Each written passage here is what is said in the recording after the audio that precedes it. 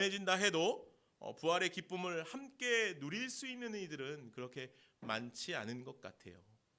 부활의 기쁨은 부활의 주님을 만난 이들만 누리며 고백할 수 있는 사건이기 때문일 것입니다. 오늘 저와 여러분들 가운데 그 부활의 기쁨이 고백되어지고 나누어지고 누려질 수 있기를 간절히 소망해 봅니다. 흔히 기독교를요, 우리는 생명의 종교라 그렇게 부릅니다. 물론 사랑의 종교라 부르기도 하지만 생명의 종교라 말하죠. 이유는 예수 그리스도께서 부활하셨기 때문이죠. 사실 우리가 기독교의 이미지를 떠올리면 가장 먼저 떠오르는 것은 무엇입니까? 십자가입니다. 십자가, 그죠? 교회, 기독교 하면 가장 먼저 떠오르는 것이 십자가 종탑 아닙니까? 그죠? 예배당에도 오면은 이제 십자가가 있지요. 기독교의 이미지는 그래서 늘 어찌 보면 좀 십자가라는 이미지로 우리가 생각할 수 있습니다. 예수님께서 십자가를 지심으로 우리의 죄를 사하셨기 때문에 이 십자가는 사실 기독교 안에, 교회 안에 아주 중요하죠. 또한 십자가 없는 부활은 없기 때문에 십자가는 중요합니다. 그러나 십자가만 있는 기독교는 없습니다. 기독교는 죽음으로 끝나지 않기 때문이죠. 예수 그리스도는 죽음에서 생명으로 옮겨졌습니다. 그래서 오늘 우리들에게 소망이 있다라고 말하는 거예요. 우리는 십자가의 죽음에 갇혀 있지 않습니다. 예수 그리스도께서 부활하셨기 때문입니다. 부활절에 우리가 계란을 나눠요. 그죠? 오늘도 우리가 이제 식사 후에 아까 광고한 것처럼 계란을 이제 포장해서 가서 나눌 텐데, 계란을 나누는 데는 여러 가지 유래와 의미들이 있습니다. 딱히 무엇이다라고 이제 정의할 수는 없습니다만 여러 가지가 있어요. 예를 들면 남북 전쟁 시에 부활절 날 휴전을 했습니다. 그리고서 적진에 있는 적군들에게 계란을 서로 나누어 줬어요. 그들 안에 있던 것들을 나누어 준 것이죠. 그래서 계란을 나누는 풍습이 생겼다라는 유래가 있습니다. 또 전쟁 중에 한 여인이 이 사람들에게 계란을 포장해서 이쁘게 계란의 그림을 그려서 사람들의 마음을 좀 녹이기 위해서, 험악해져 있는 마음을 녹이기 위해서, 전쟁으로 상해져 있는 마음을 녹이기 위해서 계란을 나누어 줬다는 것이죠. 이것이 유래가 되었다라고 말하기도 합니다. 또 이 계란은 다산과 생명의 상징으로 쓰여진다고 합니다. 그래서 고대 사회에서 이 다산과 생명의 상징의 신으로 여겨지는 것이 이 계란이었다고도 합니다.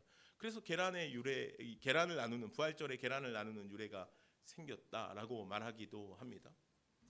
우리가 이 부활절을 영어로 뭐라고 하죠? 이스터라고 하지 않습니까? 이 이스터는 이 게르만족 신화에 나오는 봄의 여신이라고 합니다. 이 봄의 여신인 에오스트레라는 이 봄의 여신에서 유래된 단어가 이스터라고 말합니다.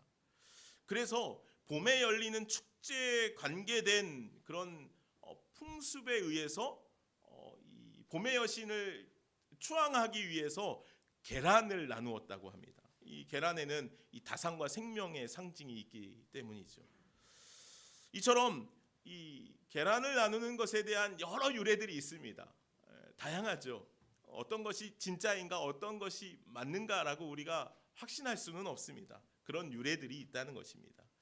모든 이유와 이 유래들을 차치하고 계란은 생명을 상징한다는 것이죠. 우리가 알고 있듯이 계란은 어떻습니까? 죽은 것 같지만, 그죠? 아무 생명이 없는 것 같지만 그 안에 무엇이 있습니까? 생명이 있죠. 저도 초등학교 어린 시절에 이 계란을 부화해 본 경험이 있습니다. 여러분 그런 경험 있으신가요? 달걀을 이렇게 잘 품어가지고 부화해 본 적이 있어요. 병아리가 이렇게 막 깨고 나오는 것을 직접 본 적이 있습니다. 사실 계란은 딱딱한 껍질에 쌓여져 있어서 이것을 생명으로 여기기는 어렵지요. 그러나 시간이 지나서 잘 부화시키면 그 껍질을 톡톡톡 깨고 병아리가 나온다는 것이죠. 그 안에 무엇이 있었던 것입니까? 생명이 있었던 것입니다. 이는 마치 십자가에 죽으신 예수님께서 굳게 닫힌 돌문을 열고 부활의 생명으로 나오시는 것을 연상케 한다는 것이죠. 그래서 부활절에는 생명을 의미하는 계란을 나누는 것입니다. 물론 오늘 우리가 나누는 계란은 구운 계란입니다. 오늘 우리 그리스도인들은 부활하신 주님을 만난 사람들이라 그렇게 표현합니다.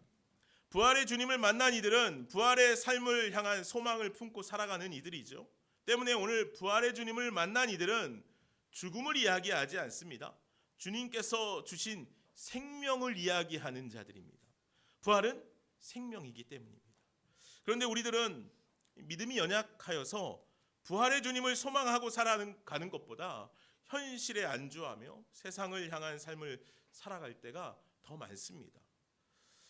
그래서 우리가 생명을 향한 소망의 삶을 살아가기보다는 세상에 어그러지고 상해 있는 것들로 인하여서 생명이 아닌 죽음에 더 많은 어려움을 겪고 살아갈 때가 많다는 것이죠. 올해도 우리가 부활주의를 이렇게 맞이했지만 1년에 한 번 부활하신 주님을 기뻐하는 것만으로 우리가 끝낼 때가 많이 있죠. 부활주일 하고 막 기쁘게 고백하지만 사실 부활주일이 지나고 나면 부활의 기쁨이 우리 안에 그렇게 오래 가지 않을 때가 많이 있다는 것이죠. 오늘 우리 안에 그 부활의 기쁨이 계속해서 이어가지 못하는 이유는 무엇일까요? 생명이신 예수 그리스도를 쉬 있기 때문일 것입니다. 주님께서 우리에게 말씀하신 주님의 말씀을 우리의 삶 속에서 잘 기억하지 못하고 살아가기 때문일 것입니다. 그래서 부활주일이 지나고 나면 내가 언제 부활의 소망을 노래했는지 모를 정도로 세상에 어그러진 삶 속에 우리의 삶을 맡기고 말 때가 있다는 것이죠. 오늘 본문 가운데 나오는 제자들도 그러했던 것 같습니다. 예루살렘에서 엠마오로 내려가는 제자들의 모습을 오늘 본문 안에 기록하고 있습니다. 엠마오로 가는 제자들. 17절 말씀에 보니까 우리가 읽진 않았지만 이렇게 말씀이 기록되어져 있습니다. 제가 한번 보겠습니다. 예수께서 이르시되 너희가 길 가면서 서로 주고받고 하는 이야기가 무엇이냐 하시니 두 사람이 슬픈 빛을 띠고 머물러 서더라. 예수님께서 엠마오로 내려가고 있는 제자들을 만나셨습니다. 예수님께서 한번 상상해 보십시오. 예수님께서 기뻤겠죠. 제자들을 만난 겁니다. 예수님께서 자신의 부활을 전하는 것입니다. 전하기 위해서 그들을 찾아 만났습니다. 근데 이 제자들이 어떻습니까? 예수님을 알아봅니까? 못 알아봅니까? 못 알아봅니다. 예수님께서 그들에게 묻습니다. 그들의 낯빛이 좋지 않으니까 묻죠. 너희들이 지금 가면서 하는 이야기가 뭐야? 당신들은 지금 무슨 이야기를 하고 있습니까? 라고 물으니까 이 제자들이 멈춰 섰는데 어떻습니까? 두 사람이 슬픈 빛을 띠고 머물러 섰다는 거죠. 그들은 슬픈 빛을 띠고 있었다는 거예요. 왜 그렇습니까? 그들이 서로 하던 이야기가 무엇입니까? 예수님께서 부활하실 거야 라는 부활의 소망에 대한 이야기가 아니었죠. 그들은 예수님께서 사흘 만에 부활하실 것이라는 그 부활의 말씀을 까마득히 잊었습니다. 그리고 오늘 그들은 무슨 이야기를 하고 있습니까? 예루살렘에서 예수님께서 십자가에 죽으신 이야기. 예수님께서 얼마나 처참하게 그 십자가의 현장에서 죽었는지. 아마 그들은 예수님의 죽음을 바라보면서 예수님께서 왜 이렇게 아무런 힘을 쓰지 못하셨을까? 예수님께서 왜 이렇게 연약하셨을까? 예수님께서 왜 저 십자가에서 내려오지 못하셨을까? 라는 그런 상실과 좌절의 마음이 그들 안에 컸을 것입니다. 그래서 그들은 서로 그런 이야기를 하면서 함께 좌절과 절망에 빠지게 되었겠죠. 그렇게 그들은 그런 상실감으로 예루살렘에서 아마도 자신들의 고향인 엠마오로 가고 있었을 것입니다. 그런데 오늘 말씀을 읽어볼 때 오늘 본문의 말씀 가운데 보니까 이 엠마오로 가고 있던 상실감과 좌절로 가득했던 이 엠마오로 가고 있던 제자들이 예수 그리스도를 깨닫게 되었습니다. 그들이 어떻게 예수 그리스도의 부활을 깨달을 수 있었을까? 오늘 말씀을 자세히 보면 이 제자들이 예수 그리스도의 부활을 깨달을 수 있었던 중요한 이유는 말씀의 은혜로 그들이 뜨거워졌다라는 것입니다. 오늘 32절 말씀인데 같이 한번 보실까요? 같이 한번 읽어보겠습니다. 오늘 본문 32절입니다. 시작. 그들이 서로 말하되 길에서 우리에게 말씀하시고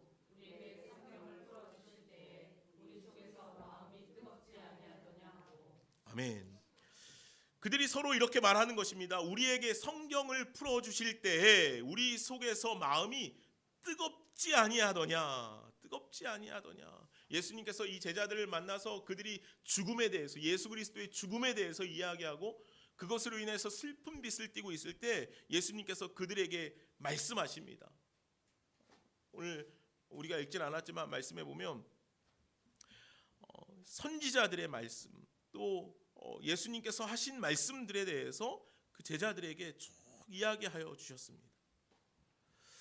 예수님은 그들과 동행하면서 제자들에게 성경의 말씀들을 풀어주셨던 것이죠. 그리고 그들에게 예수 그리스도의 부활하심까지 이야기하셨을 것입니다. 십자가에 죽지만 사흘 만에 부활하시겠다 말씀하셨다는 사실을 다시 한번 확인시켜 주셨을 것입니다. 그때 그들 안에 뜨거운 마음들이 일어났습니다. 하나님의 말씀이 그들의 마음을 불일 듯 뜨겁게 하였다는 것이죠. 우리가 지난주에 복음서 말씀을 고난주간 동안 읽었습니다. 마태복음, 마가복음, 누가복음, 공관복음서 말씀을 읽었습니다.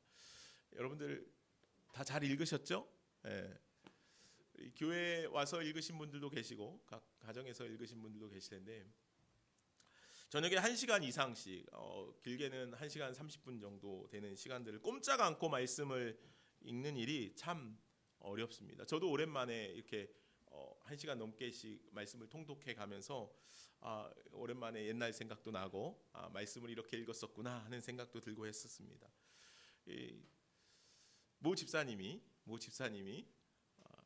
이 저녁 8시에 나오는 시간이 고난 받으러 가는 시간 같았다라고 표현했습니다. 그 표현을 또 그 모 사모님이 극히 공감하더라고요. 자기도 그렇다. 그럴 수 있습니다. 저는 이 말씀을 읽으면서 주님의 음성이 귓가에 생생히 들려지는 그런 은혜들이 있었습니다. 물론 이제 어려운 시간이지만 그런 은혜들이 같이 있었을 것 같습니다. 말씀은요, 우리의 굳은 마음을 깨웁니다. 말씀은 우리의 영혼에 생명을 불어넣습니다. 그래서 말씀을 읽어야 합니다. 말씀을 들어야 합니다. 말씀을 생각해야 합니다. 오늘 제자들의 마음은 굳게 닫혀 있었습니다. 예수님께서 묻히신 그 돌 무덤보다도 더 굳게 닫혀 있었습니다. 어떻게 제자들이 예수님을 못 알아볼 수 있습니까? 여러분들, 이게 말이 됩니까? 제자들이 예수님의 형상을 보고 예수님이 어떤 다른 천사의 형상이나 다른 모습으로 나타나신 것이 아닙니다. 살아생전 예수님의 모습으로 제자들 앞에 나타나셨습니다. 그런데 제자들이 예수님을 알아보지 못해요. 생각하고 살지 않으면, 자신의 마음이 굳게 닫혀 있으면 보아도 보지 못하는 것이 되지. 오늘 제자들은 예수님을 보았지만 예수님으로 볼 수 없었습니다. 그들의 마음은 굳게 닫혀 있었습니다. 절망과 좌절로 닫혀 있었습니다. 그러나 그 절망과 좌절로 닫혀있던 그 제자들의 마음이 무엇으로 깨어났습니까? 하나님의 말씀으로 깨어지게 되었습니다. 그렇게 굳게 닫혀있던 그들의 마음이 하나님의 말씀을 읽고 말씀을 먹고 말씀 안에 거할 때 깨어나게 되었습니다. 충만케 되었다는 것이지. 생명의 말씀을 듣고 그 말씀을 먹고 마실 때 우리 안에 부활의 주님을 경험하게 될 줄로 믿습니다. 부활의 주님을 만난 이들은 생명을 향하여서 나아가게 되어 있다는 거죠. 그들이 엠마오로 가는 길은 절망과 좌절의 길이었습니다. 세상을 향해 가는 길이었습니다. 그러나 오늘 말씀을 읽어보십시오. 읽어보니까 그들이 곧바로 어떻게 했습니까? 예루살렘으로 돌아갔습니다. 생명으로 깨어난 그들의 마음이 불일 듯 일어날 때 엠마오라는 세상의 길로 향하여 나아간 것이 아니라 예루살렘으로, 다시 예수 그리스도와의 약속이 있었던 장소로, 예수 그리스도의 말씀이 생생히 기록되었던, 전해졌던 그 예루살렘으로 다시 올라가게 되었던 것이죠. 오늘 저와 여러분들 가운데도 그런 놀라운 은혜의 삶이 펼쳐지기를 간절히 소망합니다. 간혹 우리가 예전에도 한번 말씀드린 적이 있는데 버킷리스트를 작성할 때가 있습니다. 버킷리스트가 뭡니까? 죽기 전에 꼭 해봤으면 하는 것들에 대한 목록들입니다. 좋은 의미로 해석할 수 있죠. 그러나 이는 사실 죽음을 앞두고 작성하는 것 아닙니까? 그렇죠? 버킷리스트는 그런 것입니다. 죽음을 향한 소망이라는 거예요. 이 세상이 마지막인 것처럼 사는 이들의 소망이에요. 물론 이를 그렇게 부정적으로만 이해할 것은 아닙니다만, 부활을 소망하며 살아가는 그리스도인들은요, 이 땅의 것을 소망하고 만족하는 것에 그친 삶을 살아가는 이들이 아닙니다. 그리스도인들은 버킷리스트가 아니라 주님께서 주신 새 생명을 어떻게 주님의 기쁨으로 살아갈까를 고민하며 소망하는 삶을 살아가는 이들입니다. 그래서 오늘 저와 여러분들은요, 버킷리스트를 작성하고 살아가는 것이 아니라 산 소망 되신 예수 그리스도를 따라갈 믿음의 고백들을 작성하며 살아가는 이들이 되어야 해요. 오늘 저와 여러분들이 이제 이 땅을 살아가고 있지만 부활을 소망하며 부활을 바라보며 살아갈 때 주님께서 부활하신 그 부활의 생명을 우리에게 허락하셨는데, 우리에게 허락하신 이 새 생명을 어떻게 주님께서 원하시는 아름다운 삶으로 살아갈 것인지를 잘 작성하며 살아갈 수 있었으면 좋겠습니다. 오늘 부활주의를 마치고 여러분들 집에 돌아가시면 버킷리스트를 작성하는 것처럼 한번 작성해 보십시오. 내가 주님을 위해서 무엇을 할 수 있을 것인가? 나에게 부활의 산 소망을 허락하신 주님을 향한 나의 삶이, 이제 나의 걸음이 어떤 걸음이 되어야 할 것인가? 주님께서 나에게 원하시는 그 소망의 삶은 무엇일까? 여러분들 하나씩 한번 작성해 보세요. 막 많이 작성하셔도 좋지만 일주일에 하나씩 한번 작성해 보셔도 좋고요. 매일 하나씩 작성해 보셔도 좋을 것 같아요. 그리고 그것을 이루면 여러분들 버킷리스트를 작성했다가 그것을 하면 어떻게 합니까? 체크를 탁 하죠. 그리고 어디 가서 막 자랑하지 않습니까? 네? 이야기하죠. 내가 이거 버킷리스트였는데 했다고.